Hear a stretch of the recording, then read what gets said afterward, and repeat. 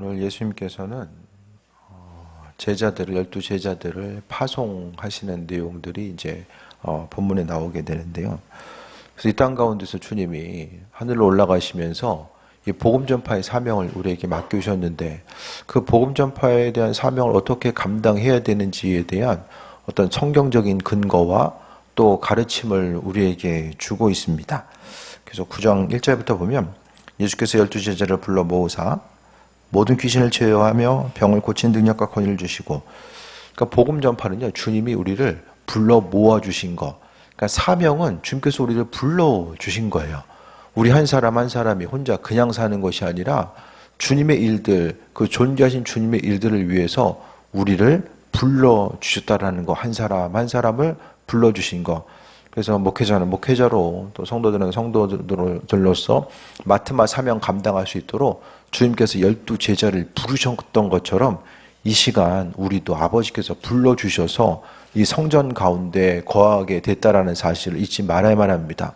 그래서 성경적인 관점에서 보면 우리가 어떤 신앙을 선택한 것이 아니라 하나님께서 우리 한 사람 한 사람을 불러주시고, 또 그 부르심에 대해서 우리가 응답하면서 아버지께 나온 거죠.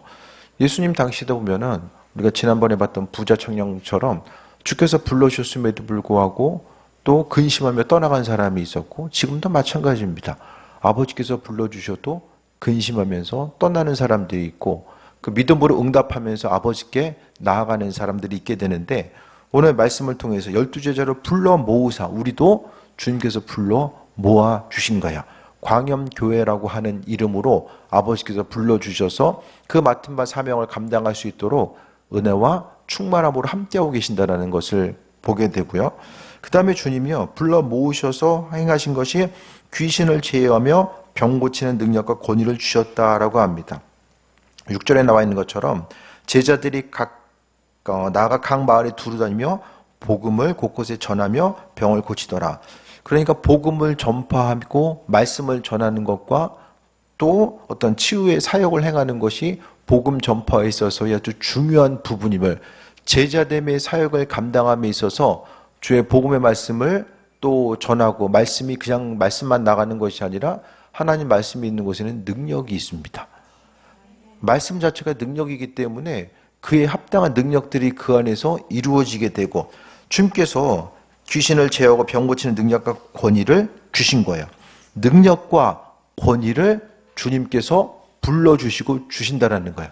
그러니까 사역을 향해서 나아갈 때마다 우리의 힘과 능력과 지혜와 지식이 아니라 아버지께서 불러주시고, 그 부르심 이후에 주님께서는 그 한 사람 한 사람에게 능력과 권위를 주신 거예요.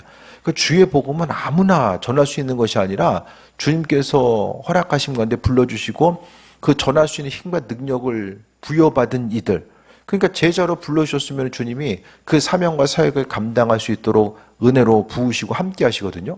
그래서 그러니까 복음을 전하는 것도 나 자신의 어떤 힘과 능력과 의지만 동원해서 복음 전하려고 하면 이거 힘듭니다. 하지만은 주님께서 허락하신 은혜 가운데 전하고자 했을 때에 우리가 어떤 그 공급하신 것 가지고 나아가게 되고요. 아버지께서 우리에게 허락하시는 것, 그러니까 복음 전파의 사역을 감당하고자 하는 이들에게 주님은 병 고치는 능력과 귀신을 제어할 수 있는 능력 자체를 주신다라는 거예요. 네.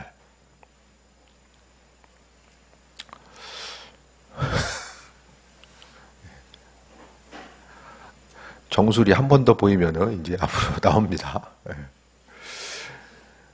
이 하나님의 능력이고 인도하심의 증거인 거죠. 그래서 주님이 능력과 권위를 주신 거. 그러니까 뭐 어떤 병 고치고 귀신을 쫓아내는 것이 어떤 특별한 사람들에게만 주신 것이 아니라 바로 주님으로부터 부르심을 받은 사람들 모두가 어떻습니까? 성경적으로 오늘 주님의 말씀을 보면 제자로 부름받은 모든 사람들이 다 주께서 권위와 권능을 주신 거죠. 근데 많은 경우에요, 사람 걸쳐 인식하지 못한 신앙인들이 얼마나 큰 은혜와 능력을 가지고 나아가고 내가 누구인지 믿음에 대한 정체성의 부분을 제가 자주 말씀드리잖아요. 하나님께서 우리에게 은혜로 불러주시고 그 믿음의 정체성을 가지고 나아가는 것, 왕의 자녀, 아버지의 자녀, 창조주 하나님의 자녀로서의 삶을 살고 있다는 그 정체성 자체가 흔들리게 되면 내가 나아가서 아니 뭐 성경에 있어서 제가 자주 말씀드렸던 것처럼 귀신 제어하고 병 고친 능력이 이게 나하고 무슨 상관이냐라고 생각할 수 있거든요. 하지만 복음이 전파되는 그곳 가운데서 주님은요 이 치유와 은혜 역사들을 계속해서 베풀어 주시고 함께하여 주시며, 그러니까 이 선교지는 영적 싸움의 순간이고 또 이 시대에도 이 땅에서도 마찬가지죠. 복음이 전파되는 그곳은요 영적 싸움이 아주 치열한 현장입니다. 그래서 우리가 예수님에 대해서 말로서 전할 때도 있지만은 직접적으로 나아가서 기도해주고 입술로서 선포하고 제자들이 그랬던 것처럼 직접적으로 믿음으로 선포하고 나아가는 거. 야, 이거 뭐 기도해줬는데 이거 뭐 질병이 치유가 안 되면 어떡하지라는 생각 가지고 막 근심걱정하고. 그러니까 중요한 건요 우리는 우리가 할 것만 하면 돼요. 나머지 것들은 주님이 하시는 거죠. 그러니까 어떤 귀신을 쫓아내는 것이든 어떤 치유에 대해서 선포하는 것이든 이게 내가 시작하고 내가 다 마무리하려고 보니까 내 일이 아니잖아요. 그리스도 예수 주님의 이름으로 행하는 것이기 때문에 매여 있고 또 악한 영의 공격과 그 어려움 있는 그곳에 믿는 이들이 해야 될 것은 선포하는 거예요. 계속 선포해야 됩니다. 선포하고 나아가야 되고 선포하는 데 있어서 전제 조건은 믿음으로 선포하는 거예요. 그냥 한마디 하고 마는 것이 아니라 믿음으로 계속해서 선포하는 거. 믿음의 선포는 아버지께서 주인 되신다라는 것에 대해서 전제 조건으로 이야기하는 거죠. 그래서 주의 이름으로 선포했을 때에, 그러니까 우리 한 사람 한 사람에게도 복음 전하려고 하는 사람들, 그러니까 하나님의 은혜와 능력을 경험할 수 있는 사람들은요 복음을 전하고자 하고 복음 전파의 중심을 두는 사람들이 바로 주의 일꾼으로서 그분의 합당한 능력 또한 소유하고 나아갈 수 있게 되는 거예요. 복음 전파에 관심이 없으면요, 그 복음에 대해서 관심이 없는데 아버지께서 우리 인생 가운데 이런 크신 능력으로 함께 하시겠습니까? 그러니까 필요한 것들, 사역을 위해서 필요한 것들을 주님은 공급해 주시고 은혜와 충만함으로 부어주신다라는 거예요. 그래서 우리에게도 지금 내가 복음 전해야 되겠다라는 마음의 중심을 가지고 있고, 복음의 영성, 그러니까 이 시대에 복음 전파하기가 힘든 것은 핵심적으로는 하지 않으니까 힘든 거죠. 안 하니까 힘든 거예요. 그러니까 인류 역사상, 그 기독교 역사상 제가 자주 말씀드리잖아요. 복음 전파가 쉬웠던 적은 한순간도 없어요. 주님, 당시나 초대교회의 순간들, 교회 역사 가운데서요, 누군가의 수고와 헌신과 또 이 전도 대상자를 두고 전심으로 날마다 기도하고 주께서 열매 맺음에 대해서 소망하고 나아갔을 때에 이와 같은 역사들이 나타나게 되고, 결국 복음 전파는 주님께서 주님과 우리가 함께하는 사역이에요. 아버지 일만도 아니고 우리의 일만도 아니고, 왜냐하면 본문 가운데서 주님이 다 하실 수도 있지만은 제자들을 불러 모으시고 권능을 주셨잖아요. 이게 뭐냐면 함께 하자는 거거든요. 지금 이 시대 가운데서도요, 주님은 그 한 영혼 한 영혼을 구원하기 위한 복음 전파의 사역을 우리와 함께 하길 원하시고 함께 더불어서 그 사역을 감당하기를 원하신다라는 거예요. 아버지의 사역이면서 우리의 사역. 가정에 어떤 일이 생기면 각자 한 사람 한 사람의 일이 아니라 가정 모두의 일이잖아요. 마찬가지로 그 중요한 복음 전파의 사역 자체를 주님께서 우리에게 맡겨주신 거죠. 2절 볼까요? 하나님 나라를 전파하시며 앓는 자를 고치게 하려고 내보내시며 라고 합니다. 하나님 나라를 전파하면 어떻게 돼요? 그러니까 하나님 나라가 임했을 때에 복음을 통해서 하나님의 통치와 그 임재가 임했을 때 뭐가 나타납니까? 병고침의 사건과 치유의 그 어떤 귀신이 떠나가고 질병이 치유되는 사건 자체가 나타나는 거예요. 그 입술의 선포 자체와 하나님 나라가 이 땅에 임하는 것 자체가 이게 나눠지는 것이 아니라, 복음이 전해진다라는 것은 하나님 나라가 이 땅에 임하게 되는 이런 과정들을 이야기하거든요. 그러니까 하나님 나라가 이 땅에 임하게 되니까 어떤 현상이 나타납니까? 복음이 전해짐을 통해서 치유와 회복의 역사들이 나타나는 거예요. 선포를 통해서 하나님 나라가 임했을 때에 치유와 회복의 역사들이 나타나는 거죠. 그래서 하나님 나라를 전파하는 것과 치유의 역사가 함께 움직이게 됐다는 거예요. 그리스도 예수 주님을 바라보고 그 은혜와 임재 가운데 나아가는 이들 가운데서 뭐가 나타납니까? 회복의 역사들이 나타나는 거예요. 그러니까 우리가 먼저 치유와 회복을 경험하게 되면 아버지께서 나를 사용하셔서 이 땅 가운데 증인의 역할을 감당할 수 있도록 은혜로 베풀고 계신다는 것에 대한 신뢰함 가지고 나아가는 거죠. 그렇게 되기 위해서는 내가 먼저 경험하는 것, 내 안에서 치유와 회복과 귀신이 떠나간 역사들이 경험되어졌을 때에 그것을 통해서 주께서 지금도 일하시는구나라는 사실이 받아들여지고 주변을 향해서 나아갔을 때에 그리스도 예수 주님을 모르고 또 영육 간의 강건함을 잃어버린 그들을 향해서 믿음으로 선포하고 하나님 나라가 임하게 되는 것. 그래서 제자들을 파송하실 때에 복음 전파라고 하는 이 말씀과 더불어서 바로 뭐가 나타납니까? 치유의 회복의 역사가 나타나는데 하나님 나라를 전파하며 앓는 자를 고치게 하려고 내보내시며 질병만 치유함 받기 위해서 제자들을 사용한 것이 아니라 질병이 치유됐다는 것 자체는 하나님 나라가 임하게 되는 것. 그래서 다시 바꿔서 이야기하면은 2절에 보면은 하나님 나라가 이 땅에 임하게끔 하기 위해서 그들을 내보내셨다라고 하는 거예요. 그래서 우리 한 사람 한 사람은 성경 통해 보면은 증인이요, 증인. 아버지께서 이 시대에 하나님의 영광을 이 땅 가운데 나타나기를 원하신다라는 그 사실에 대해서 경험하고 전할 수 있는 증인이 바로 우리 한 사람 한 사람인 거예요. 그 증인된 역할을 감당하기 위해서 아버지는 우리 한 사람 한 사람을 불러주시고 다른 누군가가 아니라 우리를 불러주셨다는 사실을 잊지 말아야만 합니다. 그리고 또 한 가지는 복음은요, 초청하는 것이 이게 다가 아니라 나가는 거예요. 예수님이 성경에 보면은 이렇게 그 잔치와 초청하는 부분도 있지만 오늘 본문에 있어서 제자들을 향해서 어떻게 합니까? 내보내잖아요. 각각의 삶의 자리로 내보내는, 우리는 전도하면은 초청하는 것만 생각하거든요. 초청하는 것도 있지만은 오늘 복음 전파는 나가는 거예요. 제자들을 향해서 짝지어서 내보내는 것. 그래서 전도는 여러 가지 부분이 있는데 이 시대 가운데서도요, 시대적으로 전도가 안 되는 시기면 모든 교회들이 다 전도가 힘들고 안 돼야 되잖아요. 근데 그게 아니라 복음 전파에 대해서 열정 가지고 선포하고 전한 이들에게 있어서는, 그러니까 이게 믿음의 선순환, 모든 일이든 간에 해보고, 힘들지만 해보고, 해봄을 통해서 어떻게 되는지를 바라보고 그 되는 것을 경험하면은 조금 더 주님 의지하게 되고 아버지께서 이 땅 가운데 행하시는구나를 바라보고 나아가고, 그게 아니면 안 하다 보면 힘들고, 힘드니까 안 하다 보니까 계속 부담되고 어려워지고, 이렇게 하다 보면 그 능력도 사라지게 되고 복음 전파하는 것 자체는 힘들어지고 그냥 신앙의 대가 끊기는 거예요. 점점 더 교회 가운데 다음 세대가 세워지거나 움직이는 부분들이 없어질 수밖에 없다라는 거죠. 교회의 다음 세대가 세워지고 나아간 이 모든 것들은 바로 앞 세대가 주님을 경험하고 증인되어서 그 역할을 감당하면서 나아가는 거예요. 그래서 복음 전파하는 것이 주님의 힘과 능력 주신다라고 하고 나가서 증인된 삶을 살려고 하는데 분명히 말씀하고 있는데 복음 전파하는 것이 계속 부담과 어려움만 가지고 되는 거. 왜 그럴까 생각했을 때에 사단은 계속 이야기했죠.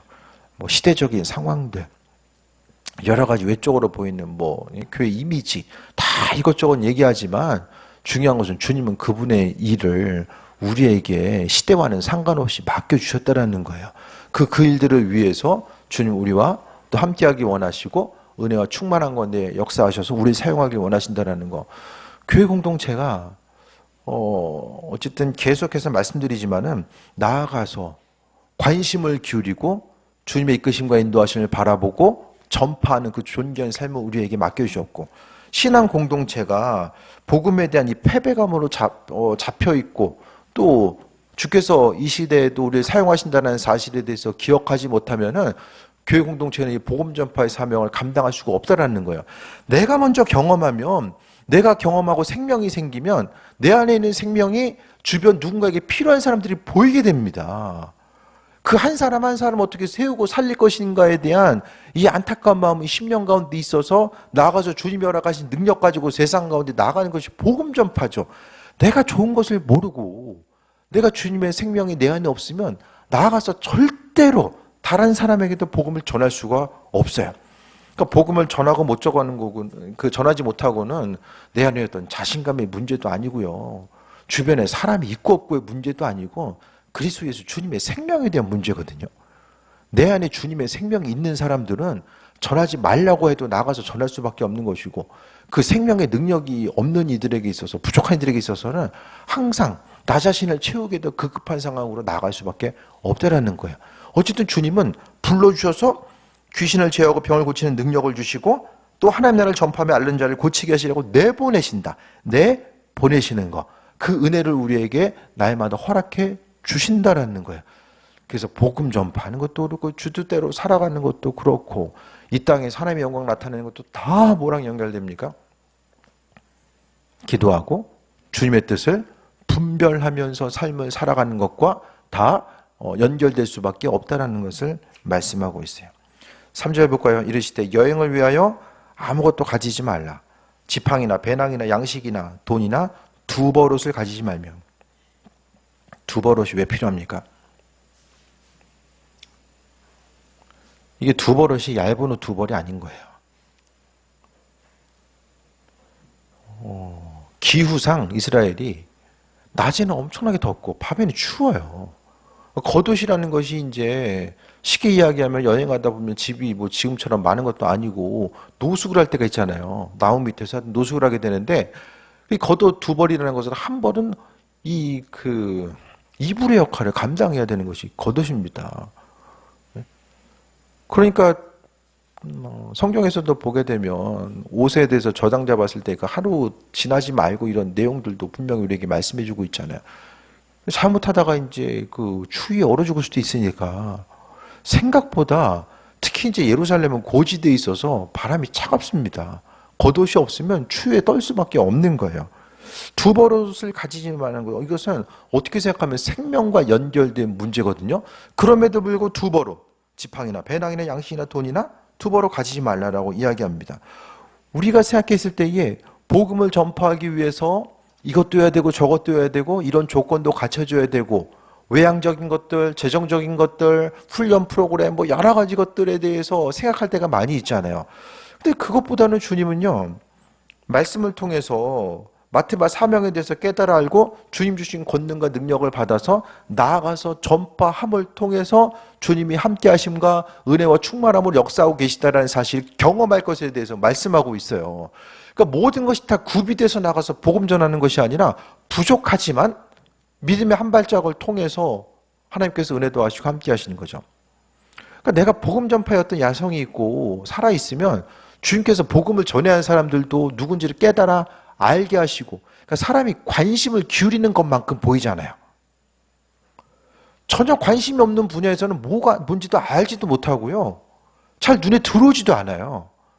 하지만 무엇인지 내가 관심을 기울이게 되면 그때부터 좋은 건지 아닌 건지 어떤 게 좋은 거고 어떤 게 좋지 않은 것인지 내가 관심을 기울이는 만큼 보이게 됩니다. 복음 전파도 마찬가지예요. 내가 관심이 있으면 주님께서 그에 합당한 것들, 그 복음을 전할 수 있는 힘과 능력 또한 아버지께서 허락해 주시고 내가 복음 전파에 관심을 기울인다는 것은 주님과의 관계성을 소중히 여김과 나를 향해서 이끄심과 인도하심을 바라보는 거거든요. 주님 주시면은 제가 복음도 전파하고 이것저것도 다 하겠습니다. 그게 아니라 있는 자리에서 아버지 기뻐하신 일들을 행하고자 했을 때에 나머지 것들을 아버지께서 베풀어 주시고 함께 하신 것들을 삶을 통해서 경험하게 되는 거죠. 주님이 먼저 주신 예가 있습니까? 급하면 급한 대로 주신 예들이 있지만 항상 주님은 계속해서 믿음의 한 발짝 또 두 발짝을 요구하고 계시고 그것을 통해서 그 과정을 통해서 주님이 누구인지를 알아가며 그 은혜 가운데 나아가는 삶을 살아가는 거예요. 그래서 주님은 세상 다른 거 의지하지 말고 내 사정과 형편이 어떻고 시간이 어떻고 나는 성향이 그렇고 뭐 여러 가지 우리가 할 말은 많이 있지만 주님께서는 심지어 우린 당연해 보이거든요.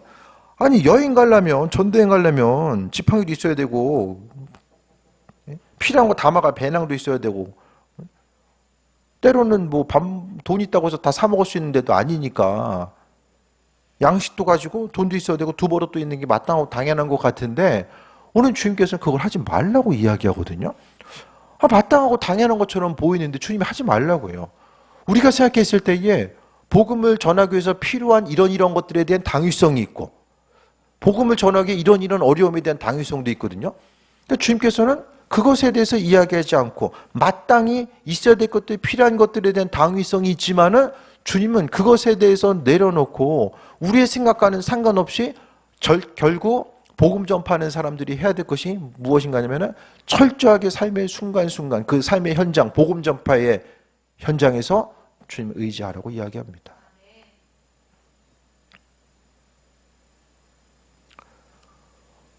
네. 고난당하는 누군가를 향해서 기도할 때에 그 한 사람 한 사람의 치유를 위해서 기도할 때에 정말 간절히 주님 찾을 수밖에 없거든요. 치유에 대해서 선포할 때도 간절히 주님 찾을 수밖에 없어요. 어떻게 생각하면 우리의 삶의 현장 가운데 절실하게 주님 찾을 때는 복음 전파의 순간이고요. 맡겨진 사명 감당할 때가 간절하게 주님을 찾을 때거든요. 그러니까 우리에게 허락하신 소중한 시간들, 그러니까 우리가 다른 것도 있지만은 우선은 제자로서 우리를 불러주셨잖아요. 먹고 살기 위해서 우리가 시간을 보내고 해야 될 것들 마땅히 있어요. 근데 주님이요, 우리를 불러주신 분명한 목적들이 있거든요. 그 부르심의 목적들이 분명하게 있어요.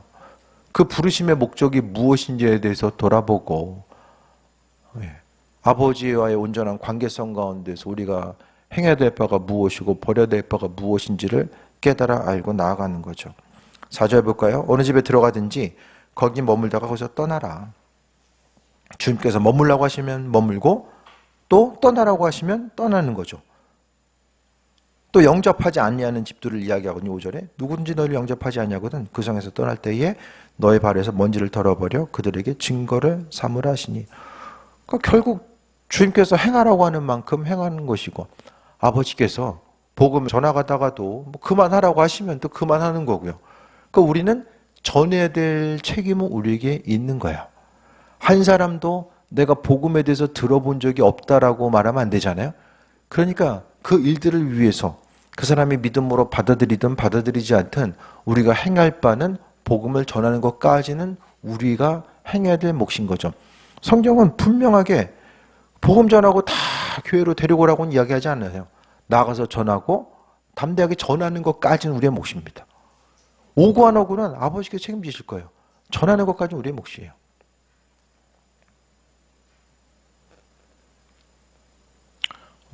지난주에 어떤 목사님이 그 장로님들 교육하고 이제 과정 자격 그 심사할 때 전도대상 전도 얘기가 나왔어요. 그래서 그 전도대상자 20명은 좀 적어놓고 기도해야지만이 좀 그 중에서 전도가 되지 않겠냐. 한두 명 적어놓고 기도하는 것보다는 그래도 20명 정도는 적어놓고 기도하면, 다들 거기서 이제 목사님들이 이야기하는 게 내가 이 사람 놓고 기도했는데 이 사람 전도가 안 돼도 다른 누군가가 교회로 오게 되는 이런 일들을 좀 교회 가운데서 경험하게 된다는 거예요. 그 비슷한 얘기는 많은 목사님들이 하시더라고요. 누군가를 위해서 기도했는데 이 사람이 안 와도 다른 누군가가 교회로 인도되는 거. 그 전제 조건은 전도대상자를 향해서 기도하는 거죠. 그래서 올 한 해 우리가 무엇보다도 필요한 게 좀 이 은연중에 깔려있는 이 전도에 대한 패배의식. 난 아는 사람도 없고 하는 데까지 해보고 하는 데까지 해보는 것 자체가 지금 주님께서 허락하신 그 능력 가지고 복음 전했는가, 이걸 생각하는 거죠. 주님께서 주시는 힘과 능력 가지고 전하라고 하고 있고요. 내 안에서 어떤 것을 막 끌어올려서 하라고는 얘기하고 있지 않거든요. 그러니까 그 사명 자체를 우리가 감당하고 이 시대에 정말 교회가 해야 될 것들 기도하는 것은 주님의 주님과 온전한 친밀한 관계성 가운데 나아가고, 그 주님과의 친밀한 관계성 가운데 있다면 아버지께서 도대체 무슨 얘기를 가장 많이 하실까? 주의 음성 듣다 보면 아버지께서 가장 많이 하시는 말씀이 뭘까요?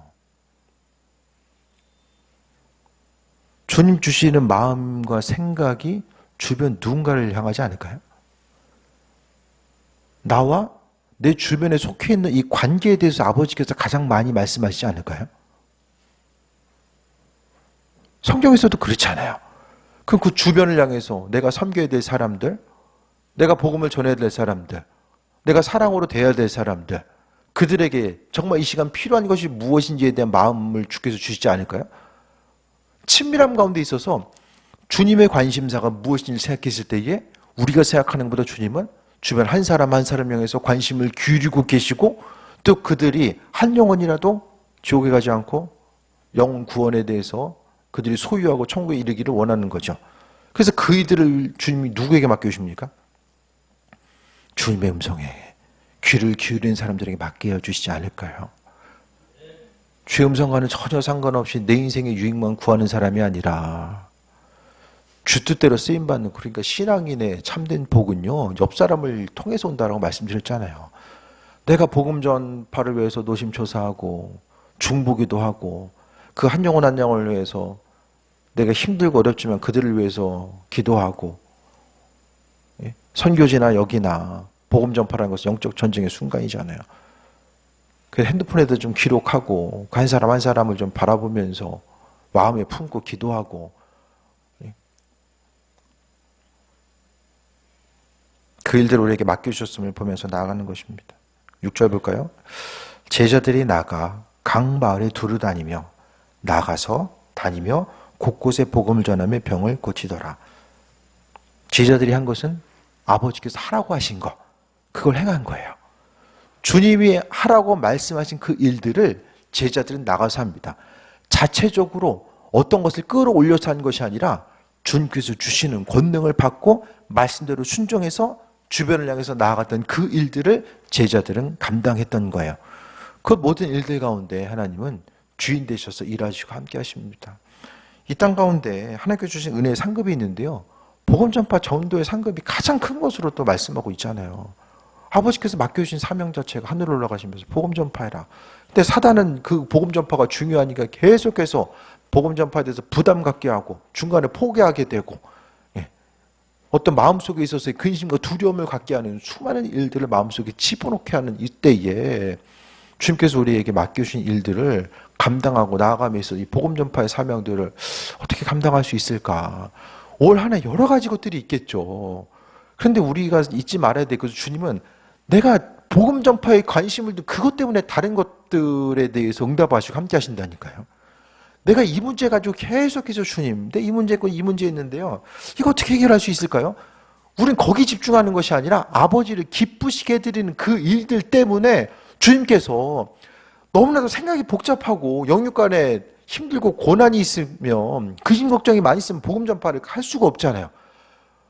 내가 내 한 몸 간수하기 힘든데 어떻게 복음 전파해요? 그것 때문에 주께서 힘과 능력을 더하여 주시고, 오늘 본문 가운데 귀신을 제어하고 병을 고칠 수 있는 능력과 권위를 주님께서 주셔서 제자들이 사명 감당했던 것처럼 아버지께서도 우리의 삶에 있어서 능력과 권위를 그것 때문에 주시는 거예요. 아버지 주세요 계속해서 그냥 간구한다고 주시는 것이 아니라, 내가 주의 감당함에 있어서 그 일들을 위해서 아버지께서 능력과 권위를 주신다는 거예요. 그 일들을 막기 위해서 사단은 끊임없이 복음 전파가 얼마나 중요한지를 교회 공동체 가운데 있게 만들고, 인구수가 줄고 있고 젊은 세대들이 탈종교 현상이 일어나고 복음 전파하기 힘든 수백 가지 수천 가지 이유가 있어도 우리에게 있어서 가장 그것을 능가할 수 있는 한 가지 이유는 아버지가 원하시고 그 일들을 통해서 우리에게 은혜와 축복을 허락해 주시기 때문에, 간접적으로 선교원금하고 중보기도 하고 다 하실 수 있는데요, 옆에서 밀어주는 사역도 있고 나가서 전하는 사역도 있어요. 하지만 우리가 옆에 있는 것도 있지만은 나아가서 아버지께서 허락하신 은혜.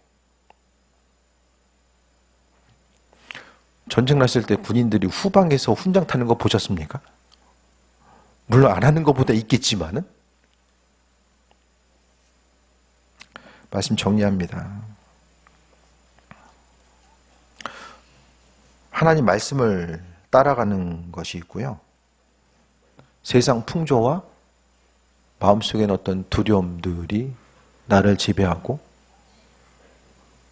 본질과 비본질적인 것들이 구분되지 못한 이 상황을 우리가 또 맞이할 때도 있습니다. 성경에서 중요하다고 여기는 것, 끊임없이 우리가 잊지 말아야 될 것은 예수님이 중요하다라고 말씀하신 것들이 있잖아요. 이 일을 위해서 우리를 불러주셨다라는 것, 도대체 아버지는 무엇이 중요하다고 이야기하고 계시고 무엇이 중요하지 않다라고 말씀하시는가, 그것에 대해서 중심을 좀 두어야만 합니다. 그게 아니면 우리가 길을 잃어버려요. 세상 사람들이 생각하는 것, 우리 육신의 본성은 불편하고 힘들고 모양새 빠지는 것, 그걸 다 피해가고 싶어 해요. 다 피해가면 주에 맡겨진 사명을 감당할 수 있는 사람들이 없어져요. 교회는 있는데 일꾼들 사명자들이 없어지는 거예요. 주께서 이 교회라고 하는 이름, 아버지께서 다시 말씀드리면 불러 모아주셨잖아요. 왜 불러 모으셨습니까? 이 수많은 교회 가운데 이 교회를 왜 세우시고 왜 불러주셨습니까? 불러 모으신 이유가 권능 주시고 이 권능을 통해서 사용하라는 거예요. 가정이든 직장이든 기도해 주세요. 선포하시고 기도하시고 그리스도의 복음의 능력으로 선포하세요. 그 일들 행하시기 바랍니다. 그럼 아버지께서 믿은 만큼 역사하시고 그분의 살아계심과 인도하심을 보여주세요. 교회에서만 신앙인이 아니라 나아가서 복음의 일꾼으로서의 사명을 감당하고 나아가서 증인의 삶을 감당하고 살아가는 거죠. 복음 전파에 대해서 여러 가지 것들, 교회에서 중심되어야 될 것들 수많은 것들이 있지만 먼저 나에게 맡겨준, 주께서 맡겨주신 한 영혼이 누구인지를 돌아보고 그들을 위해서 중보기도 하고 한 사람 한 사람이 주께 돌아왔을 때 그 은혜와 충만과 기쁨이 무엇인지를 경험하고 그 누리는 삶. 세상의 참된 기쁨이 한 영혼이 돌아왔을 때 아버지께서 기뻐하시는 것을 함께 누리는 삶이 아닐까라는 생각을 해보게 됩니다. 주께서 우리를 은혜로 불러주시고 함께 하심에 대해서 다시 한번 돌아보고 주님 만나는 그 순간까지 복음에 부끄럼 당하지 아니하고 주께 영광 돌리고 나를 넘어서서 나를 벗어나서 맡은 바 사명의 자리에서 존재하게 쓰임받고 정말 아버지의 관심이 있는 그곳, 도대체 주께서 나를 통해서 구원하기 원하시는 한 사람 한 사람이 누구일까? 내 시선이 너무 갇혀있는 건 아닐까라는 생각을 좀 돌아보고 아버지 은혜 가운데 귀하게 쓰임받고 올 한 해 복음 전파하고 열매 맺고 존귀하게 쓰임받는 삶 되시기를 주의 이름으로 축원드립니다. 기도하겠습니다. 아버지의 선하신 뜻에 감사드립니다. 모든 것이 하나님의 은혜임을 기억하게 하시고 주께 영광 돌리게 하여 주시며 주님과 믿음으로 교제하고 또 새해 먹고 나아가게 하여 주옵소서. 창조주 하나님께서 우리 주인 되심에 감사드립니다. 날마다 영광 돌리게 하여 주시며 주님의 시선으로 세상을 바라보게 하시고 아버지 아닌 것들은 버려지게 하여 주시며 오직 주 뜻대로 쓰임받는 삶, 주께 영광 돌리는 삶으로 함께하여 주옵소서. 아버지 예배하심과 일하심에 감사드립니다. 영광 받으시고 새해를 이루시옵소서. 예수님의 이름으로 기도드립니다. 아멘.